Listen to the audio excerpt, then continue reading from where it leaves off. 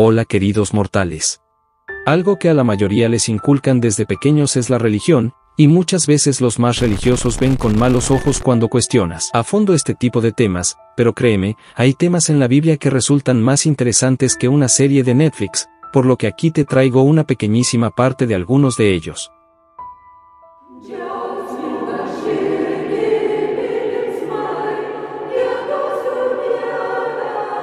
Por alguna desconocida razón, la Biblia dice que Adán, Eva y sus primeros hijos y nietos, vivieron de entre 500 a 800 años de edad, una cantidad obviamente imposible en nuestros tiempos. La historia de Adán y Eva ya es de por sí muy extraña y con muchos enigmas, pero la Biblia nos dice que Dios los dejó vivir todos esos años para que tuvieran suficiente tiempo de poblar la tierra. Como dato extra, el personaje bíblico que más años vivió fue Matusalén, con 969 años.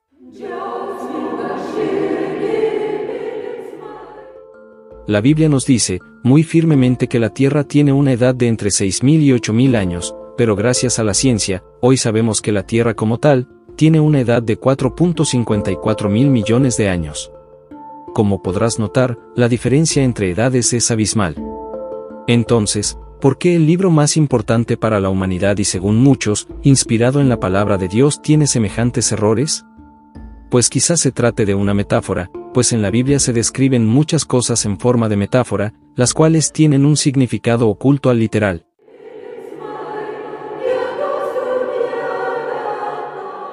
Se dice que una enorme y brillante estrella, distinta a las demás, fue la encargada de guiar a los Reyes Magos hacia el punto donde había nacido Jesucristo. Lo extraño es que, a pesar de tener satélites a miles de millones de kilómetros, aún no se ha encontrado una estrella con la capacidad de destacar en nuestro cielo como lo describe la Biblia. Se han teorizado varias explicaciones, desde objetos voladores no identificados interviniendo en momentos importantes para la humanidad, hasta la más lógica en mi opinión, una triple alineación entre Júpiter, Saturno y Piscis. Sea como sea, las manifestaciones en el cielo son muy nombradas en la Biblia. Quizá allá arriba estén muchas respuestas a preguntas importantes.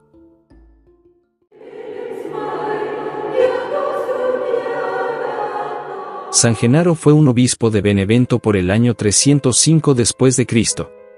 Fue decapitado bajo el reinado de Diocleciano, pero una mujer guardó un poco de su sangre fresca en un par de frascos. Lo misterioso está en que, la sangre de manera lógica se seca en las orillas del cristal, pero desde hace 400 años, durante 3 veces al año, la sangre mágicamente se vuelve líquida de nuevo. Se dice que esto ocurre gracias a los rezos de los fieles creyentes, pero la ciencia dice que se trata de algún fluido no newtoniano. Aún se desconoce el verdadero contenido debido a que la Iglesia no ha permitido el análisis de esta supuesta sangre mágica.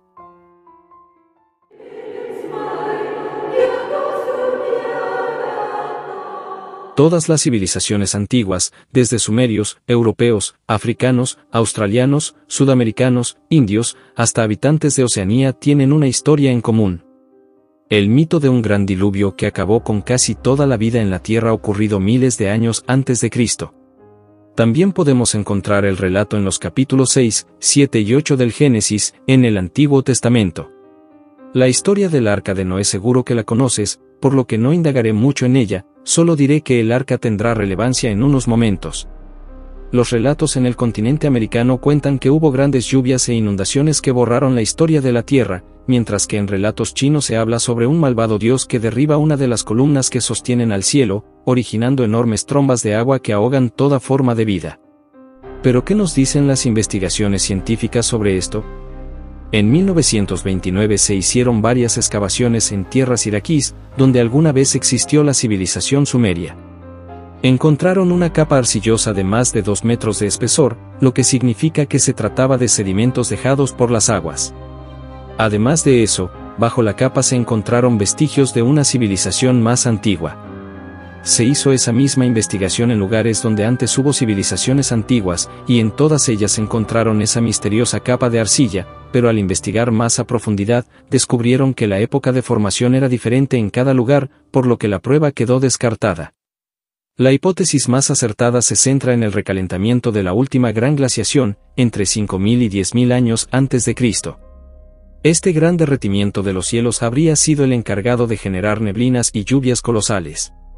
A pesar de las investigaciones, aún no se sabe con certeza ni el cuándo, ni el dónde, ni el por qué se produjo el gran diluvio.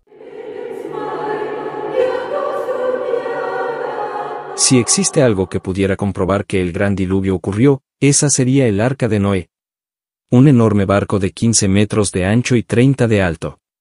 Según las Sagradas Escrituras, Noé cayó en la cima del monte Ararat cuando terminó el diluvio. Este monte se encuentra entre la frontera de Turquía y Armenia y hasta ahora, no han encontrado ninguna prueba contundente ni restos del enorme barco.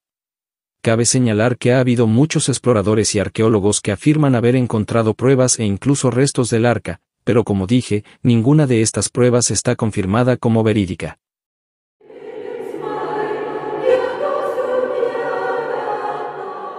El Santo Sudario es una tela hecha de lino hilado de color marfil, mide 4 metros de largo y 1.10 metros de ancho.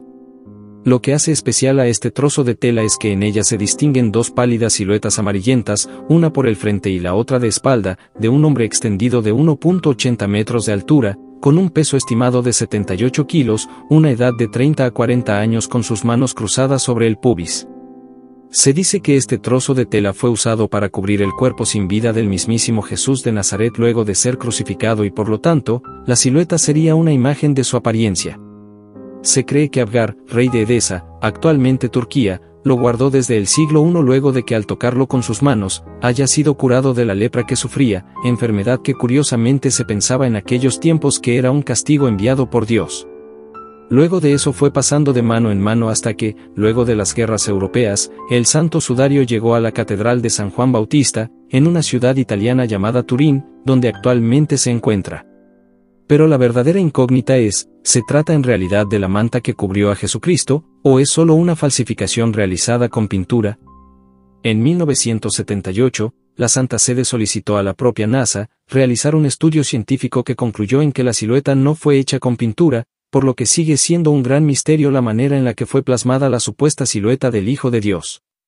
Años después, fue sometida al estudio definitivo del carbono 14 para determinar la fecha de la tela. Los resultados señalaban que la fecha de creación de la tela era de la Edad Media, por lo que se trataba de una falsificación, o quizá de una réplica. En 2005, el Dr. Roies, experto en química, propuso que la muestra cortada y analizada por carbono 14 había sido de un área en la que fue restaurada luego de ser casi quemada en la Edad Media. Sea falsa o verdadera, el único misterio que continúa hasta la fecha es el de la técnica utilizada para impregnar el cuerpo, ya que no se trata de alguna clase de pintura conocida, además de que un cuerpo normal no tendría por qué plasmar su propia silueta luego de morir. Además de que en la silueta se pueden apreciar heridas en la frente, quizá por la corona de espinas, y en varias partes del cuerpo.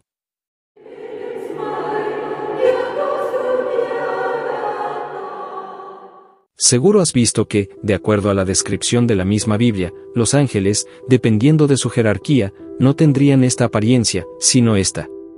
Además, el libro sagrado describe que en la mayoría de los casos, el hombre que pudiera ver la manifestación de un ángel, se desmayaba del asombro y miedo, por lo que desde ahí nos dan pistas de que los ángeles no eran hermosos, y puede que ni siquiera tengan alas, o por lo menos, no como las conocemos. Algo inquietante es que, algunos tipos de ángeles fueron creados a semejanza del ser humano, y algunos de ellos son descritos como entidades con cuerpo humano y cabeza de distintos animales, curiosamente muy parecidos a los dibujos del antiguo Egipto.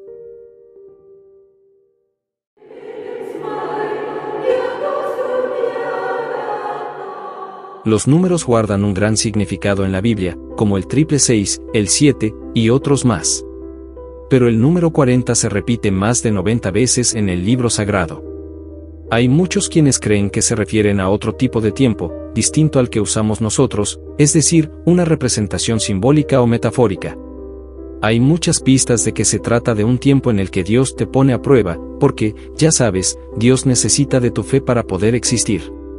Algunos ejemplos del número 40 son, la propia Cuaresma, la cantidad de días que Jesús estuvo en el desierto, también los días que Moisés permaneció en la montaña, entre otros.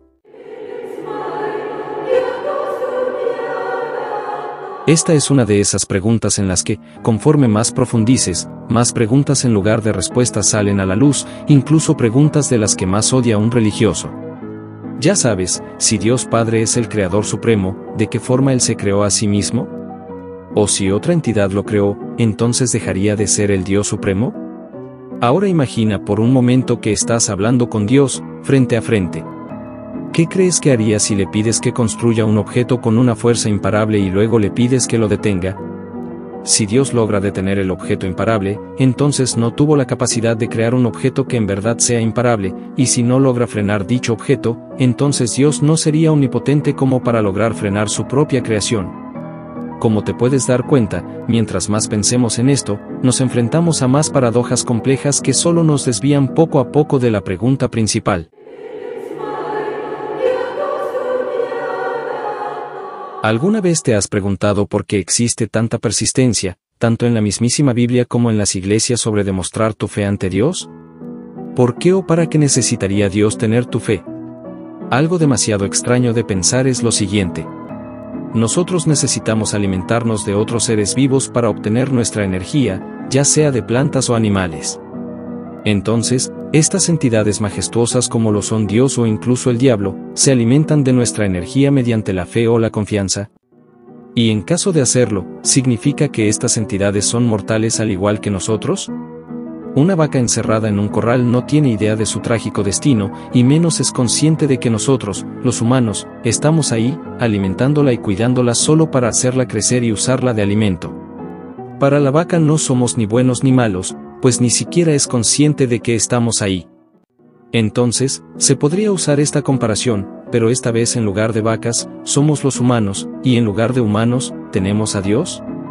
Y de ser así, ¿significa que nuestro propósito en este universo es el de alimentar entidades que nunca llegaremos a comprender ni saber de su existencia?